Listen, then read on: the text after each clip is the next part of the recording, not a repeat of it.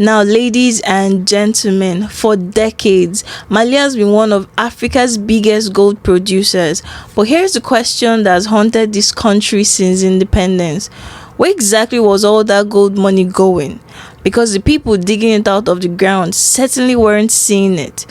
Well, something unexpected happened on March 12 of this year, and I want to break it down for you. Colonel Assimi Goita stood at the Kuluba Presidential Palace and did something no Malian leader had ever done before.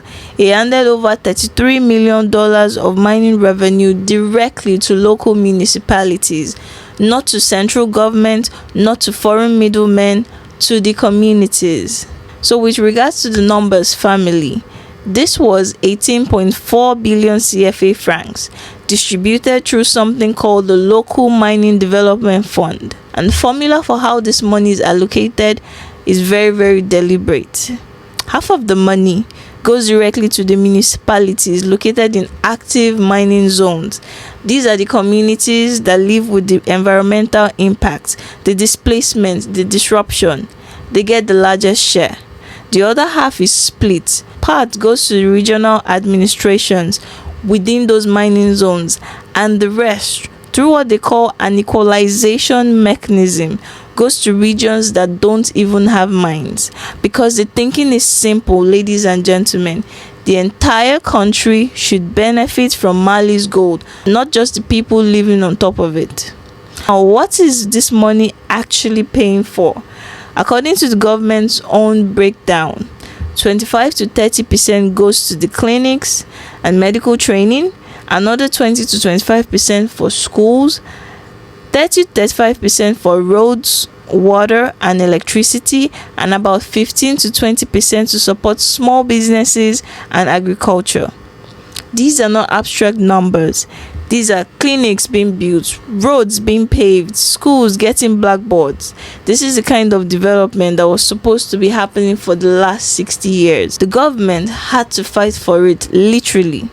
You see, Mali adopted its new mining code in 2023, raising the state's mandatory stake from 20 to 35% and increasing royalty payments.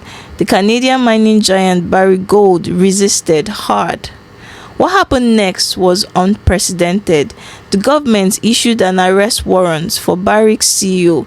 They seized 3 metric tons of gold, worth about $245 million, from the Lulu Gonkoto complex, which is the largest gold mine in the country. Barrick halted production entirely and took Mali to international arbitration.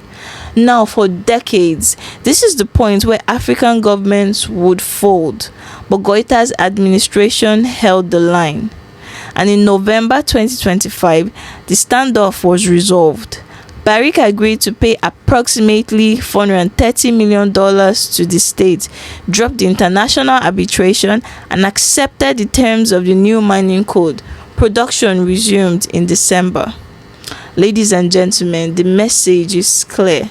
The rules have changed. Mali's gold will serve Mali's people first. Now, credit to the transitional government. This $33 million distribution is not an isolated gesture. It's part of a much larger strategy. When foreign companies abandoned the Yetela and Morila gold mines, complaining about low profit margins, the government nationalized them. Both mines still hold an estimated 1.5 million ounces of gold, and they have since partnered with US-based Flagship Gold Corp to revive production at Morila under Malian ownership. And it doesn't stop at gold.